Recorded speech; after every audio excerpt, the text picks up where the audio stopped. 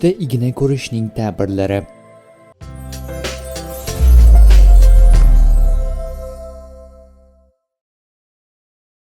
Tushdagi igna bo'ydoq kishi uchun turmush qurishga dalolat qiladi. Bundan tashqari, bechora kishining ahvoli yaxshi tarafga o'zgarishdan ishora qiladi. Kimki tushida igna topib olsa, o'ngida o'ylagan yaxshi niyatlarga erishadi. Agar tushingizda biron kishiga igna sanchsangiz, o'ngingizda o'zingizdan kuchliroq kishiga ro'baro kelasiz. Agar igna yordamida kiyim tiksangiz, o'ngingizda kimdir sizga nasihat soladi. Bordiyu igna yordamida yirtiq tikish gunohlaringizga tavba qilish fursati yetganiga ishora qiladi.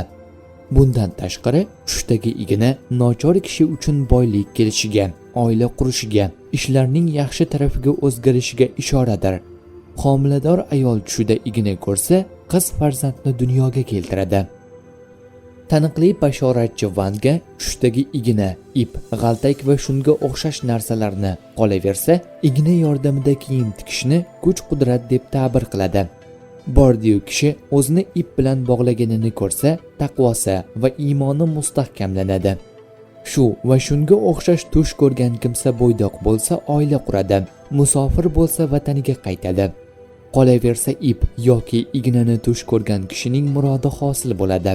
Boshqa ta'birlarda bayon qilinishicha, kimda-kim tushida igna yordamida biron ish qilsa, ishlari va hojati yaxshilikka bo'ladi. Bordiyu kiyim tiksa, ahvoli yaxshilanishiga ishoradir. Agar tushida ignani yo'qotib qo'ysa, ahvoli og'irlashadi. Tushida ignasi juda ko'pligini ko'rish bu tush sohibiga yaxshilikdan dalolat qiladi. Kimda-kim tushida ip ko'rsa, bu kishi hujjatga muhtojdir. Tushdagi qizil ip nimadandir siqilish, qora ip rejalarni amalga oshmasligi.